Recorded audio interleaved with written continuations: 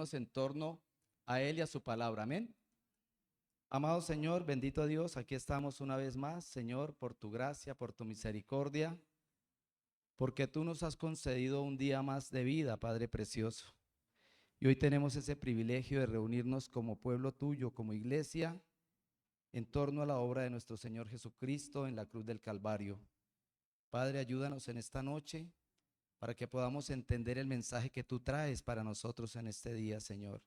Que podamos glorificar tu nombre en todo, Señor, y que podamos ser edificados en el nombre de Cristo Jesús. Amén. Bueno, mis amados hermanos, hace más o menos 2 meses, creo más, comencé con una enseñanza tomada de uno de los textos que más el hombre ha tratado de entender y de estudiar, que es el Sermón del Monte. Y empezamos a ver las bienaventuranzas. Yo le puse como título el carácter de los hijos de Dios, porque en estas bienaventuranzas el Señor muestra como ese paso a paso de aquellos que van a heredar el reino de Dios. Y empieza mostrando cómo es eso, pero también más adelante muestra lo que Él espera y el fruto que deben dar esos hijos de Dios. Amén. Entonces vamos a recapitular, hermanos, y acompáñenme a Mateo capítulo 5 para que podamos coger nuevamente el hilo de la enseñanza. Vimos que el Señor subió a un monte con sus discípulos y abriendo su boca comenzó a enseñarles y dijo: bienaventurados los pobres de espíritu, porque de ellos es el reino de los cielos. Y vimos que esta palabra como que no caía muy bien en el público que escuchaba en esa época, porque cómo es bienaventurado alguien que es pobre, ¿no? Pero él dice los pobres en espíritu, y recordemos que el mensaje del Señor siempre es espiritual. Y los pobres en espíritu son aquellas personas que reconocen su miseria espiritual. Son aquellas personas que se ven pecadores y que saben que ellos no pueden hacer nada para salir de esa condición, que ellos no pueden pagarle a Dios, que no pueden negociar con Dios, y que la provisión para ellos, para salir de esa condición, solo la tiene Dios, a través del sacrificio de nuestro Señor Jesucristo. Y vimos el ejemplo de lo que es el orgullo espiritual con dos personajes que oraban, ¿no? Y uno era el fariseo, que dice la escritura que oraba para sí mismo y que hablaba mucho de lo que él hacía, que yo oro, que yo ayuno, que yo diezmo, que yo le doy a los pobres. Resaltaba mucho todo lo que él hacía, se le veía el orgullo espiritual. Pero el otro hombre, el publicano, dice que ni siquiera alzaba sus ojos para mirar al cielo. Era un hombre que se humillaba, que dijo: sé propicio a mí, pecador. Reconoce su pecado. Esa es una persona pobre en espíritu. ¿Y por qué ellos van a heredar el cielo, hermanos? Porque la persona que es pobre en espíritu quiere salir de esa condición.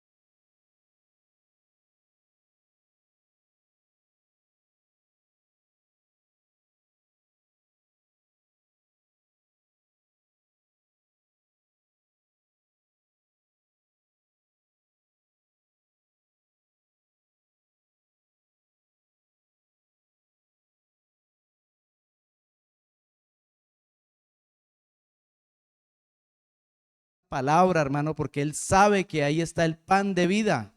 El Señor dijo, no solo de pan vivirá el hombre, sino de toda palabra que sale de la boca de Dios. Y cuando usted abre la Biblia, el Señor abre la boca y le habla, hermanos. La mayoría de las personas tienen un concepto muy personal de ese Cristo.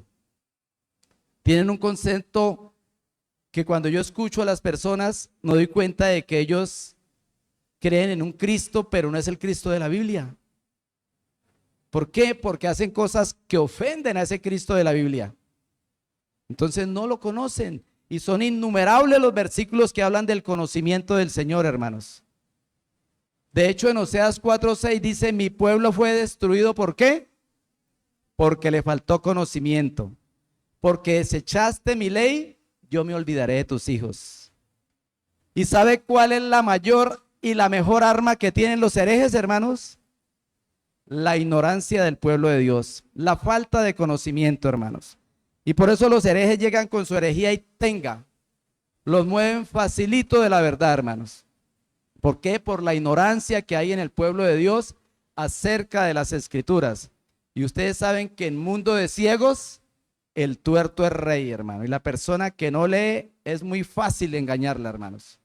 Es muy fácil engañarlas.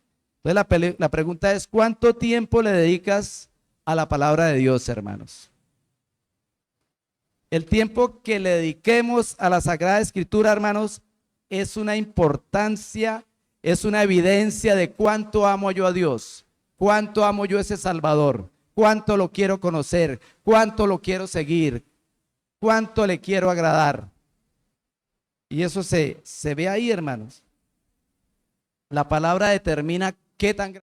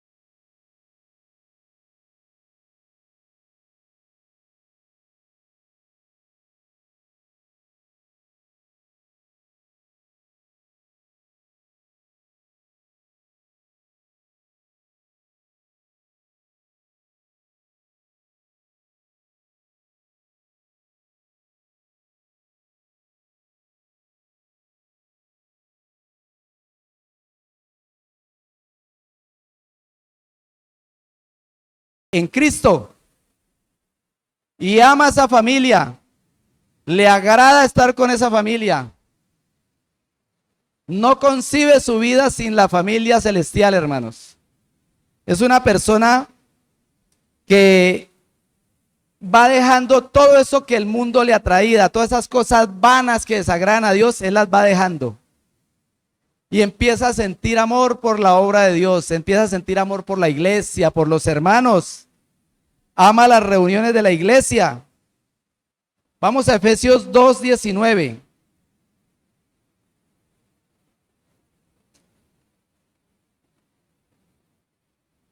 Y yo sé que ustedes aman la iglesia porque si no, no estarían acá. Amén. Entonces dice la escritura así en Efesios 2:19. Así que ya no soy extranjeros ni advenedizos, sino conciudadanos de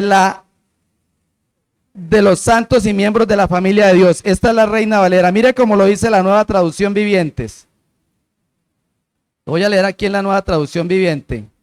Efesios 2:19. Dice, ahora, así que ahora ustedes, los gentiles, ya no son unos desconocidos ni extranjeros. Son ciudadanos junto con todo el pueblo santo de Dios. Son miembros de la familia de Dios. Entonces, ese nuevo convertido empieza a ver que él hace parte de esta familia, hermanos. Y aunque tiene una familia en la carne, él ama esta familia. Él quiere pasar tiempo con esta familia. Él ama las reuniones. Está atento a ver cuándo son las reuniones. Está atento a todo lo que la iglesia anuncia. Quiere involucrarse, quiere participar. Ya no le atraen mucho esas cosas que lo distraían allá en el mundo. Esas reuniones donde él iba solo a emborracharse, a echar chistes verdes, a hacer todas esas cosas, le va perdiendo el amor a todo eso, hermanos. Y anhela la hora que llegue el culto, la hora que llegue la reunión, para vivir esa comunión, ese amor entre hermanos. Entonces, ¿cuánto tiempo le dedicamos nosotros a la familia de Dios? ¿Cuánto tiempo le dedico a los hermanos? ¿Cuánto yo ayudo a los hermanos? Me preocupo por ellos. Somos una familia. ¿Cuánto tiempo le dedicamos a todas las actividades que tenemos que hacer, trabajar, cuidar nuestra salud, la familia que tenemos, en comparación al tiempo que le dedicamos a Dios y a la iglesia? El tiempo que le dedicamos a la iglesia es el tiempo que usted le dedica a Dios, porque Él está ahí, en medio de la congregación. Entonces, el tiempo que le dediquemos a las reuniones, a los hermanos y a la iglesia, también es una evidencia del amor que yo siento por Dios. Amén. Entonces, el hambre y la sed de justicia es de alguien que no concibe su vida alejado de la iglesia, hermanos. No es un creyente independiente por allá. Yo soy cristiano, pero nunca me congrego. Veo el culto solo por internet. No, hermanos. Ese cristiano le gustan las reuniones. Viene a la iglesia, hermanos. No tiene que estar el pastor ahí, ínflelo, impúlselo, impúlselo. Anímelo, hermano. Hace días que no lo veo en la iglesia. Impúlselo. Yo me acuerdo cuando estábamos en el segundo piso, una vez el pastor dijo que estaba cansado de echarle aire a los hermanos. Esos hermanos se desinflan y me toca estarle echando aire, estoy cansado. Yo le dije, pastor, toca comprar un compresor. Y me acuerdo que la hermana Malfi se reía, no se me olvida esa anécdota. Pero un cristiano verdadero, hermano, ama la iglesia, se siente feliz siendo parte de la familia de Dios y quiere crecer en ese conocimiento de los hermanos y en ser partícipe de todo lo que se vive dentro de la iglesia. El salmista dijo, yo me alegré que con los que decían a la casa de Jehová iremos. ¿Cuántos se alegran, hermanos, cuando llegan a la iglesia? ¿Por qué usted viene a las reuniones de la iglesia, hermanos? ¿Por agradarle para que Dios no se ponga bravo? ¿Usted viene porque necesita solo un favor de Dios? ¿Usted viene para que el pastor no se ponga bravo? No, a la iglesia se viene con amor, con alegría. Por eso el salmista decía, yo me alegré con los que decían a la casa de Jehová iremos. Entonces, una de las características de ese creyente que vive en hambre y sed de justicia es que ama la vida de iglesia, hermanos, y no concibe su vida sin ella. Número 3, vamos a ver otra de las características de esa sed y hambre y justicia es que ese creyente, ese convertido, anhela servirle a su Salvador, hermanos. Vamos a Lucas 8. Lucas 8. Evangelio de Lucas, capítulo 8, versículo 38. Dice así: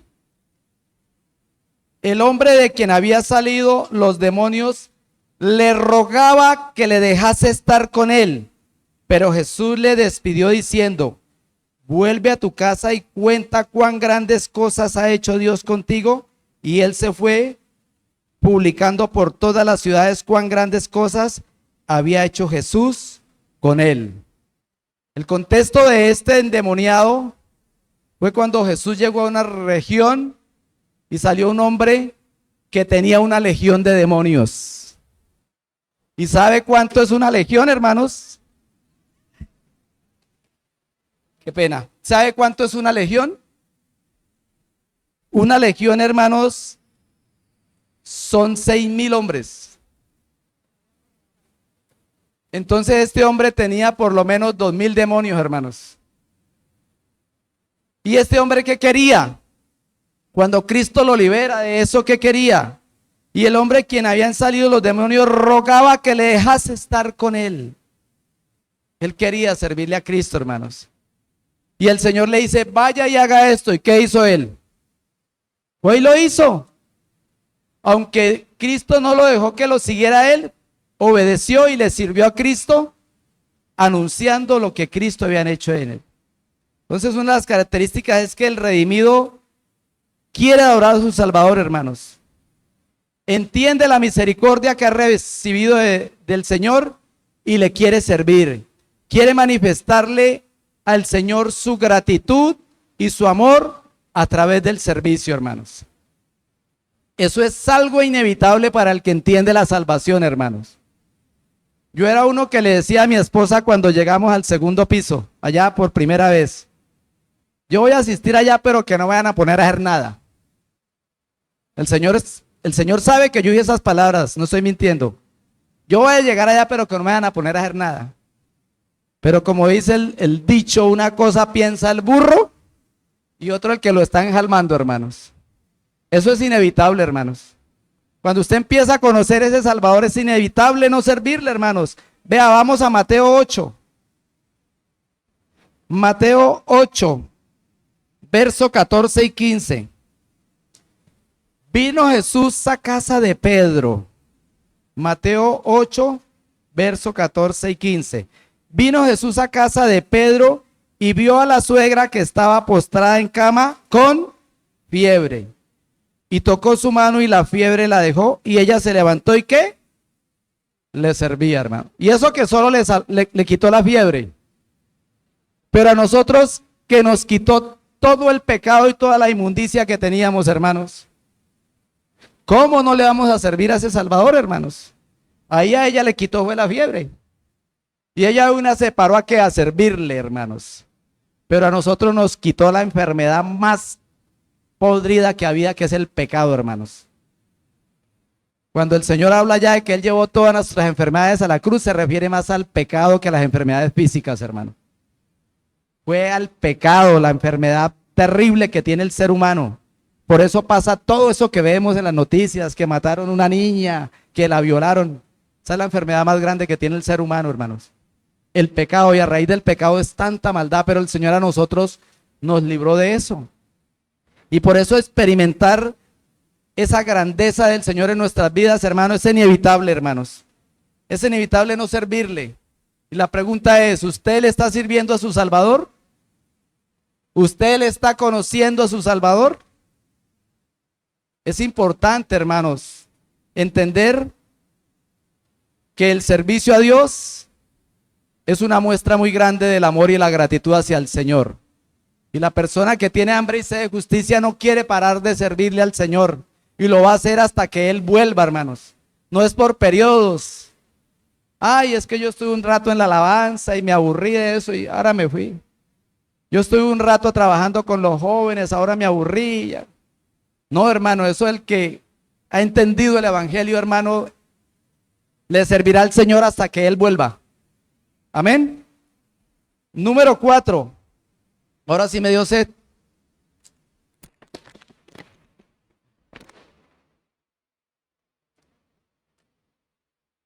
Vamos a ver la cuarta característica del que tiene hambre y sed de justicia. Es alguien que tiene un testimonio andante del evangelio en su vida, hermanos. Es una persona que quiere reflejar a ese Cristo donde quiera que vaya, hermanos. Y vamos a Colosenses 1.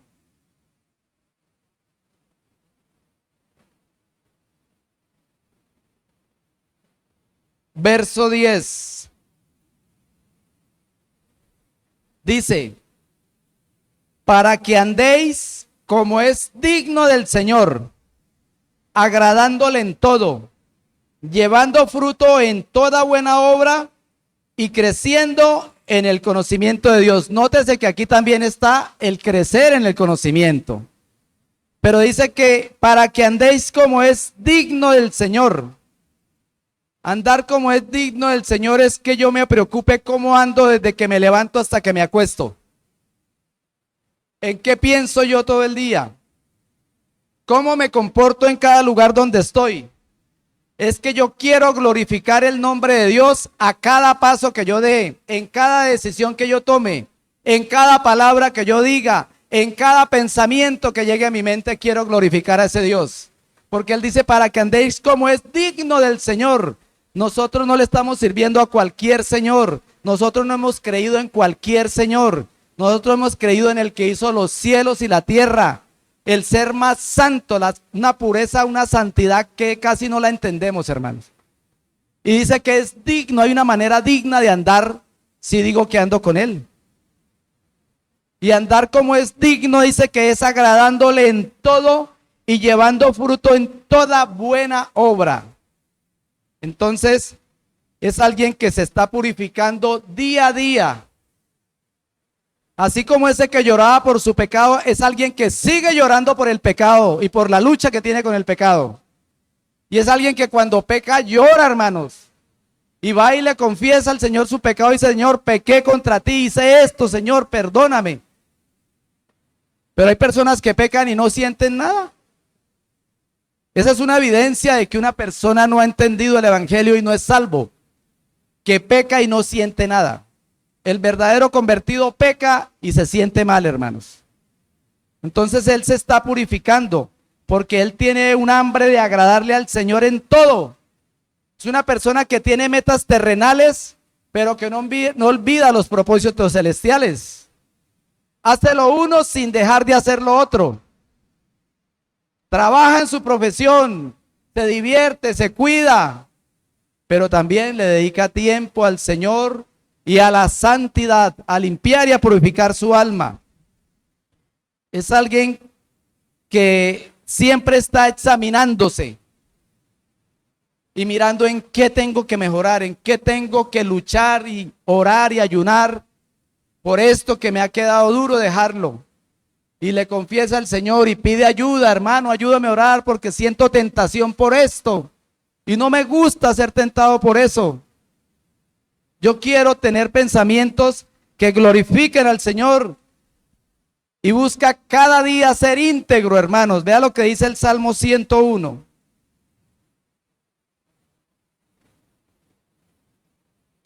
Salmo 101. Verso 6. El Señor dice: vea, mis ojos pondré en los fieles de la tierra para que estén conmigo. El que ande en el camino de la perfección, este me servirá. No dice el que sea perfecto. El que ande en el camino de la perfección es aquel que está purificándose todos los días, hermanos. Aquel que está caminando en Cristo y ve sus defectos, ve sus errores, ve sus pecados y dice: tengo que dejar esto. Y va caminando y muchas veces se tropieza, pero se para en Cristo, hermanos. Se para en Cristo porque Él le quiere servir al Señor. Él quiere ser un instrumento útil en las manos del Señor. Él dice: este me servirá. ¿Cuántos le quieren servir al Señor? Hermano, hay que purificarse. Hay que limpiarse. Hay que identificar qué suciedad tengo en mi alma, en mi corazón, en mi mente. Y empezar a trabajar en eso, hermanos, para que estén conmigo. Entonces, aquí habla de la integridad, hermanos. Querer agradarle al Señor habla de la integridad, de ser completo, de no tener cosas allá guardadas, cosas allá que no las conoce la persona que más me conoce a mí, mi esposa, mis hijos, mi madre, mis amigos. Pero ante el ojo de Dios nada está escondido, hermanos. Entonces nos vamos purificando. Entonces una persona que como padre es el sacerdote de su hogar, es aquel que da ejemplo de servirle y de seguir al Señor. Es una persona que está ahí disciplinando. Como esposa, dice que es la ayuda idónea de su esposo. Es la que ayuda a edificar la casa.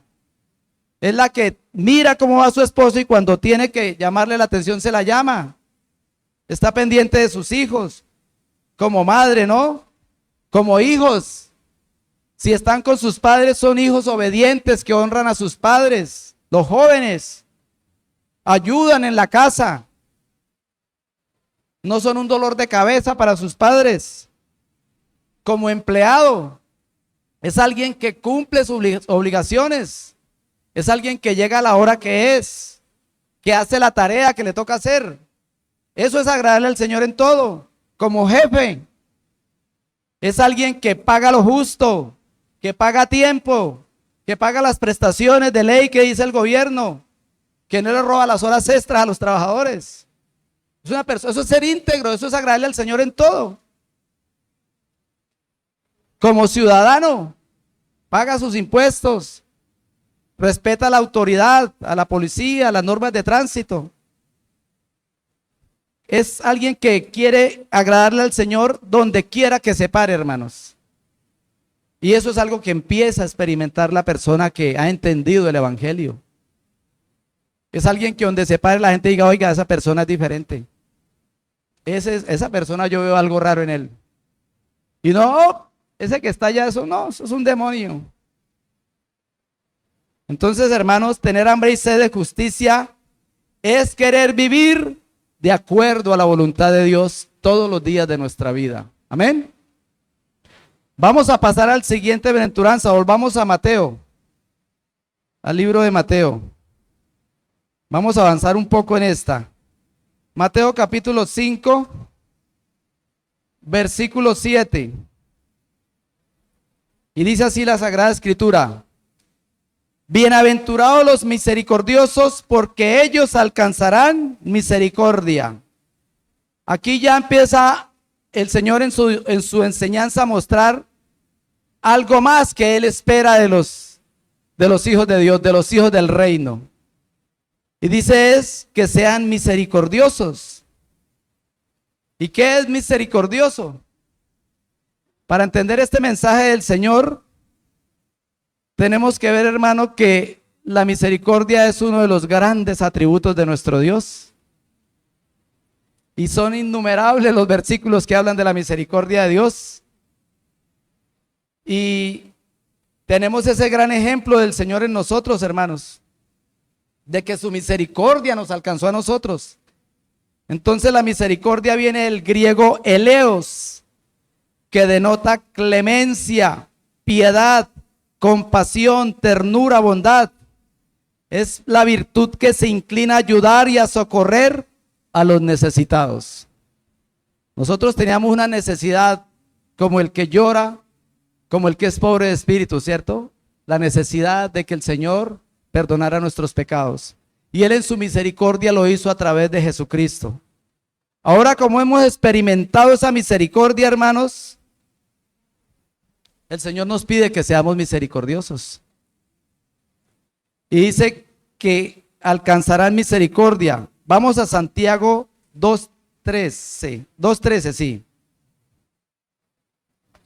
Santiago.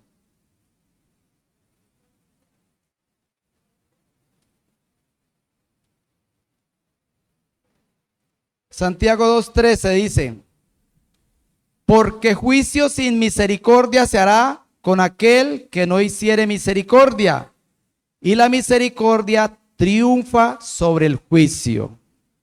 Entonces, hermanos, ya nosotros experimentamos la misericordia del Señor. Eso tiene que producir un cambio en nuestras vidas.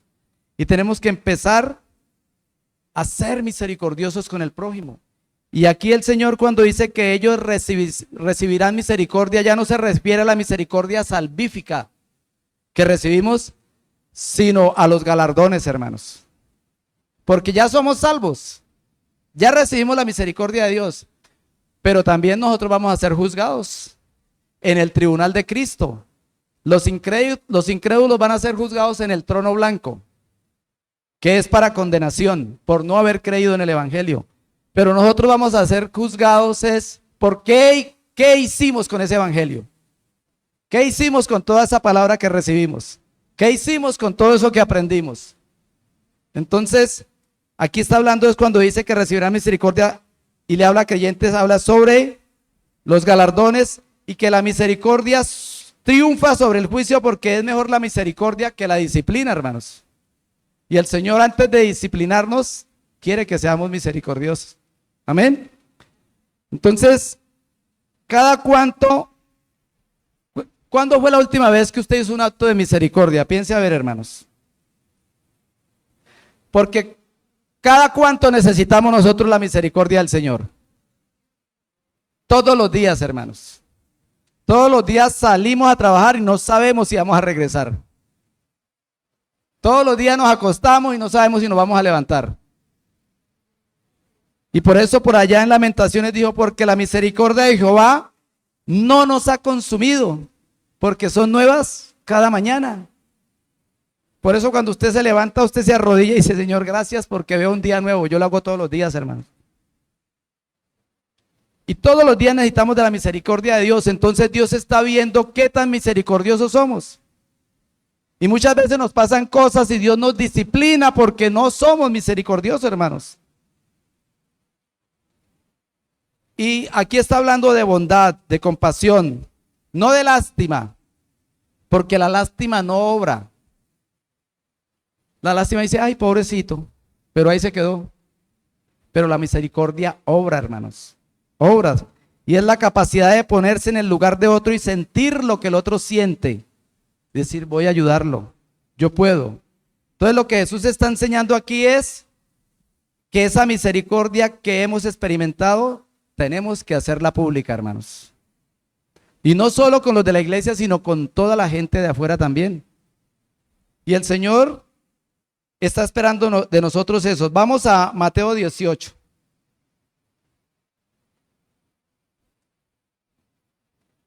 Mateo 18.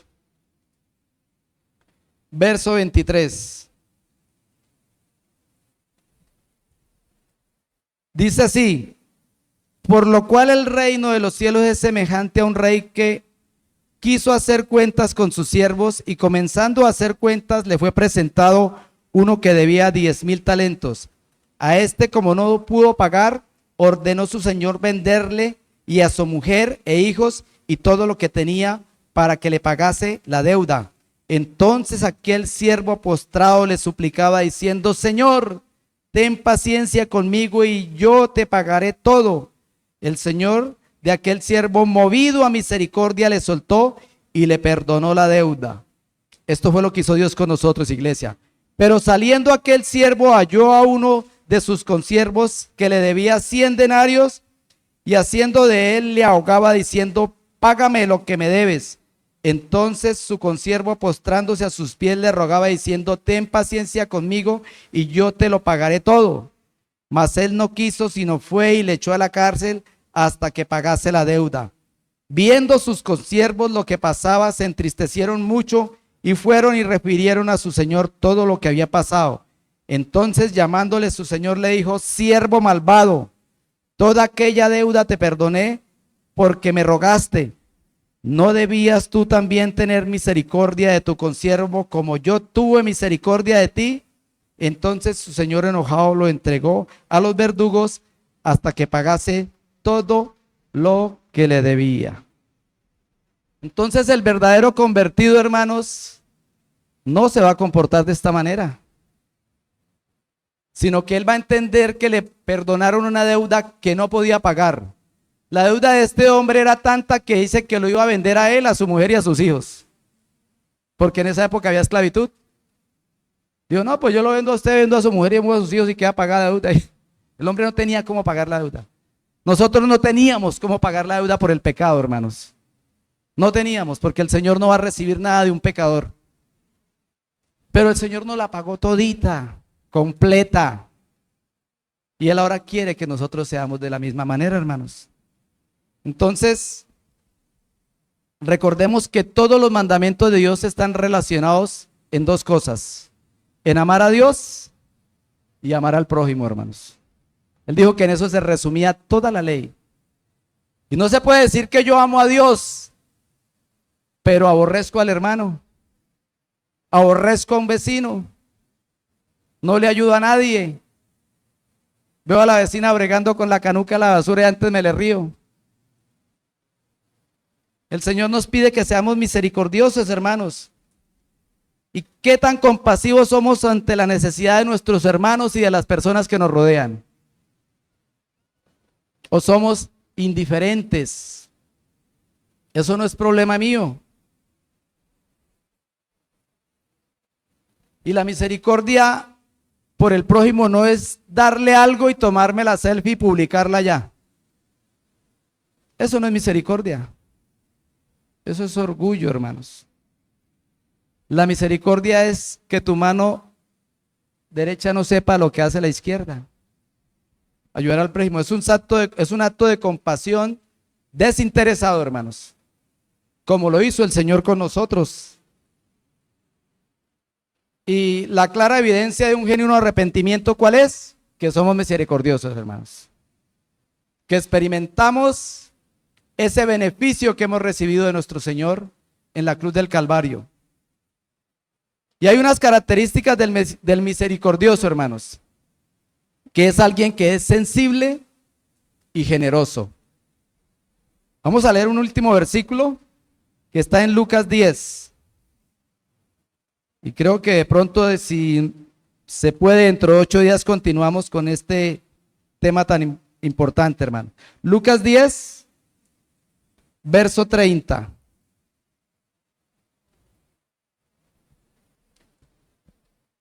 Dice así la Sagrada Escritura: respondiendo Jesús dijo: un hombre descendía de Jerusalén a Jericó y cayó en manos de ladrones, los cuales le despojaron e hiriéndole se fueron dejándolo medio muerto.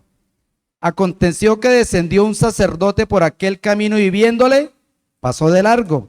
Asimismo un levita llegando cerca de aquel lugar y viéndole, pasó de largo.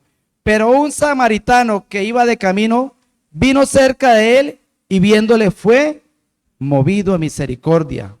Y acercándose vendó sus heridas, echándoles aceites y vino, poniéndole en su cabalgadura, lo llevó al mesón y cuidó de él.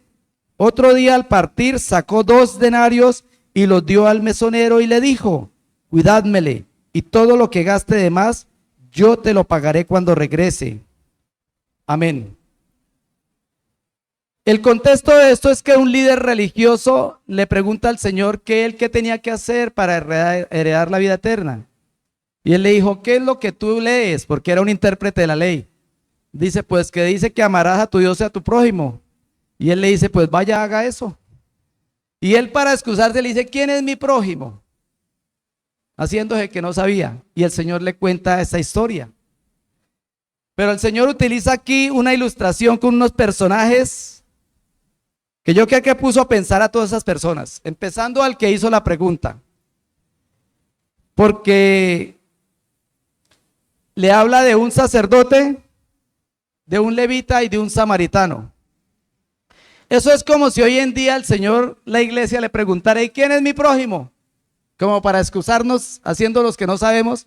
Y el Señor diría: un hombre que pasaba por Catumare cayó en las manos de los ladrones y lo robaron y lo golpearon y lo dejaron medio muerto. Y pasando el pastor de una iglesia, lo vio y siguió de largo. Después pasó un líder de la iglesia y lo vio y siguió de largo. Pero después pasó un ateo y fue movido a misericordia. Así entendieron ellos la enseñanza, hermanos. Porque los personajes que usó el Señor tenían un propósito. Y muchas veces, hermanos, la gente incrédula es más misericordiosa que los que profesamos la fe de Cristo, hermanos. Y esto tiene que ponernos a pensar, hermanos, porque esto es lo que está enseñando el Señor, y por eso usó esos personajes frente al que le estaba lanzando la pregunta: ¿y quién es mi prójimo? Y era un intérprete de la ley, hermano. Y viendo que había respondido correctamente: amarás a Dios y amarás a tu prójimo, se quería salir por el ladito. Y mira el Señor con lo que le sale, hermano. Entonces, la enseñanza de Jesús ataca la falta de misericordia en aquellos que profesamos una fe, hermanos. En aquellos que tenemos un conocimiento de Dios. pero que somos indiferentes al dolor de los demás. Y hay mucho que podíamos decir de estos personajes, hermanos, pero por el tiempo vamos a analizar estos pasos y vamos a imaginarnos nosotros a ver cuál de estos personajes somos, y vamos a hacer un ejercicio. Vamos a hacer un ejercicio con un hecho real que puede pasar en la vida. Y eso nos va a mostrar qué tan misericordiosos somos o cuánta falta de misericordia tenemos.